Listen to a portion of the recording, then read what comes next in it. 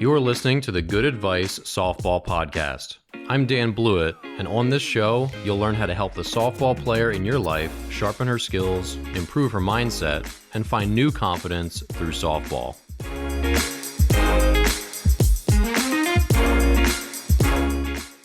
Welcome back to the Good Advice Softball Podcast. I'm Dan Blewett, and on this episode, we're going to talk about two main things. Number one, will your daughter get crossed off a list if she has a bad attitude? So if college recruiters come to find out that she maybe has a hot temper or gets really down on herself, is a bad teammate, any of those things, will that actually get her crossed off a college recruiter's list?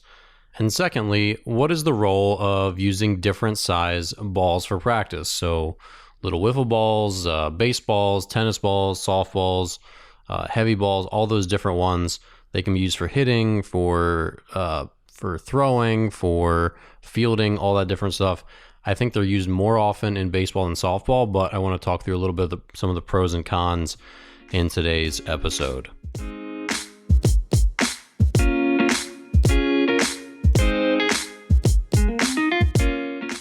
All right, so first thing, will your daughter get crossed off a list if she's got a bad attitude? So the answer is probably, possibly. So college recruiters do a pretty good job of digging, and they do a pretty good job of figuring out who players are, what their strengths and weaknesses are, what their work ethic is like.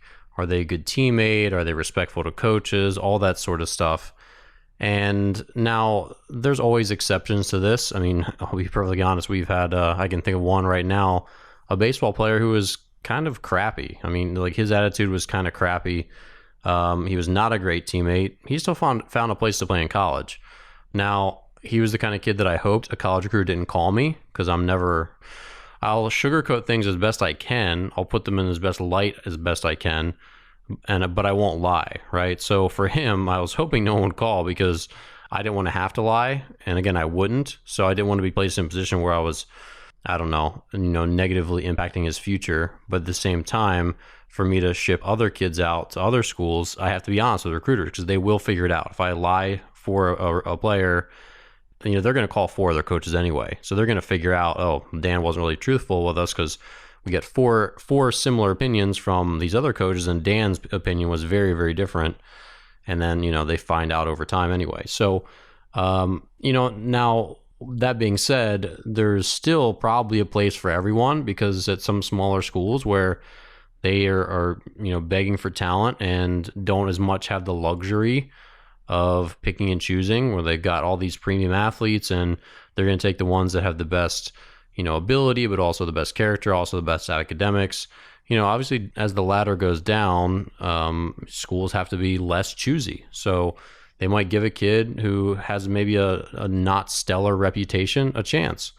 You say, hey, like maybe he or she grows up and we end up getting a bargain, or maybe we don't, and she ends up being the same, troublemaker that we heard that she was. So if a player is not getting any looks at all, it's not to say that it's probably not because of just her attitude. Again, there's going to be a continuum. So, you've got to be, if it's a slim chance of playing at a certain school, like your dream school is, everything's got, all the stars have to align. You've got to be great academically, great character references, obviously outstanding on the field.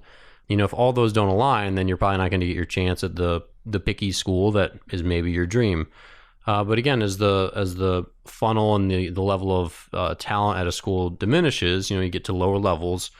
Again, they don't have the luxury of being quite as choosy. So the answer to this question is yes, you can certainly, and players absolutely do, get crossed off recruiters' lists by, bad on the field performance, but also by bad body language, being a bad teammate, not handling adversity well, not handling, poor performance well, making errors in the field, being a hothead, mouthing off to coaches. Those are things that do not fly well, and coaches will usually just be like, they'll scratch you off the list right there. But again, not every school will. So it just depends. They really need an outfielder. They really need a shortstop. And, times it's getting down to the wire or whatever. They might give a kid a chance to grow up and hopefully improve their character and all that stuff over time. But again, I think a lot of coaches know that, players don't change their personality overnight, and they don't magically change either. So they're pretty wary about being stuck with someone who's going to make them as coaches miserable for 3 or 4 years. Because as a coach, you want to have your program run the way you want it, and you want it to operate smoothly, and you want to have fun at your job. And a couple players that make you miserable can spoil the whole experience. Doesn't take more than a couple bad apples to do that. So they are wary. So for you parents out there, you do need to, I don't know that it's going to help you nagging your kids. If you're like, hey, you keep kicking dirt after you make an error, it's going to get you. I think they're going to have to learn the hard way. The problem is that they won't know when they're crossed off a list. A scout will come and silently watch and silently cross her off the list, and you'll never know you're ever in the running for them. And that's the unfortunate part. And the same thing happens with parent behavior, which I've talked about in the past.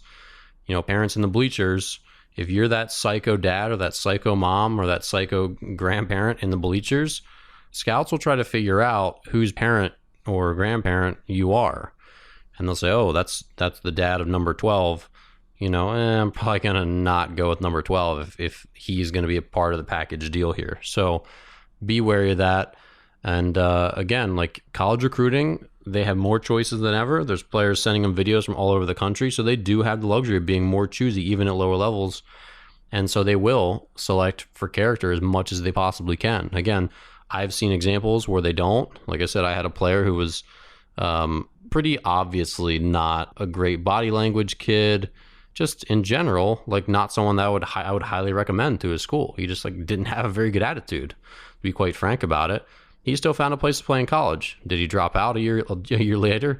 He sure did, because he didn't handle adversity very well. And, college sports are hard. So that wasn't surprising either that he didn't last very long in college athletics. But again, it's a highly individual thing, but you should be very aware and, pass this podcast along to your daughter if she needs a different voice. And that's part of it too. When they hear different voices nagging them or urging them on other than mom and dad, that helps a lot. So fair warning for everyone, you can certainly get crossed off a college recruiter's list with bad behavior, character references, etc.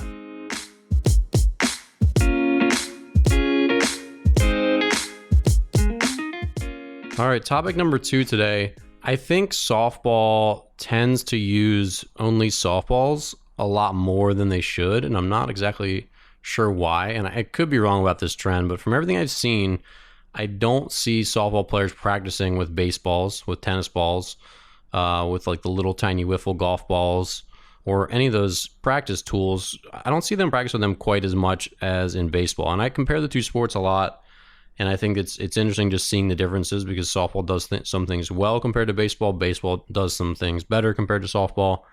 They're essentially identical sports, just down to like little details. Obviously, the way the pitchers pitch, size of the field, stuff like that. But all the core skills are very, very similar.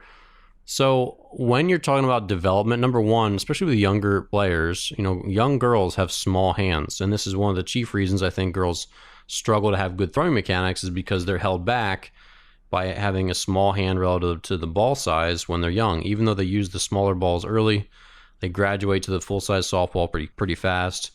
And those tiny hands mixed with a pretty large ball doesn't bode well for good throwing mechanics. Now, well beyond throwing mechanics, smaller balls, they are great for hand-eye coordination and hitting. One of the things a lot of the Latin American kids do developing is they'll hit little tiny bottle caps with a broomstick. They'll hit sunflower seeds with a broomstick. They'll hit little black beans with a broomstick. And these are all really great tools that you can take out of, the back alley, playing backyard baseball, and you can apply them to baseball. You can apply them to softball just as equally. So, and again, I don't think that's something I see that much in softball. I'm not sure I've heard of many softball teams taking a bag of kidney beans out to practice and bringing a broomstick and having a station where they're working on really fine hand-eye coordination, stuff like that. But there's definitely something to that, where if you're trying to build the ability to square up the ball, why are we limiting ourselves to this huge yellow softball? Get a ball that's a little more challenging in color, that blends in a little more, that's not so high visibility. Make their, challenge their eyes a little bit. Go from different distances. Use baseballs, use tennis balls, use anything smaller is going to be tougher to square up, obviously, and thus have a performance enhancement effect on hand-eye coordination and the ability to find the center of the ball when you're hitting.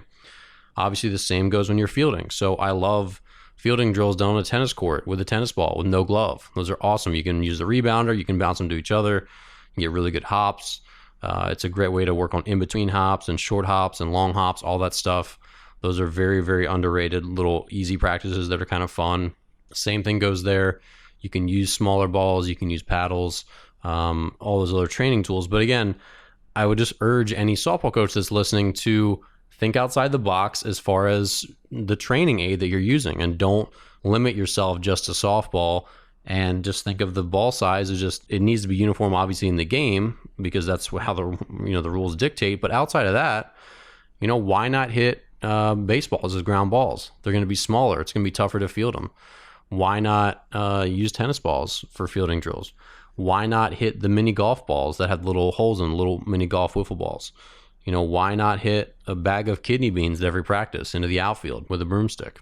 Any of those things, any of those variations are going to be fun. They're going to mix things up, and again, they're going to challenge hand-eye coordination and all that stuff. So just think about what you can do outside the box to improve your practices, to improve hand-eye coordination, to make things fun, to mix things up. Those are all good things you can do to improve the quality and fun of your practice. Well, that's all the good advice I've got for today. If you enjoyed the show and would like to support me while also helping yourself, enroll today in one of my online softball courses. My She's Got a Cannon throwing courses come with pricing plans for any budget, and my Resolute Athlete Mental Skills course will help your daughter or team build the mindset of a champion. Enroll in any of my courses through the links in the show notes and save 20% with code GOODADVICE just for being a listener. Be sure to subscribe to my weekly email list, where you'll get updates on all my new videos and episodes. Nearly 4,000 people get my emails, and you should too. Sign up through the link in the show notes. Lastly, who do you know who can use some good advice? Please share this podcast with a friend, subscribe on iTunes, Spotify, or wherever you listen to podcasts, and subscribe to my Snap Softball YouTube channel, where you'll find this podcast and hundreds of softball instructional videos. Back when I was a player, I was always thankful for good coaches and good advice. I'm Dan Blewett, and I'll see you next time.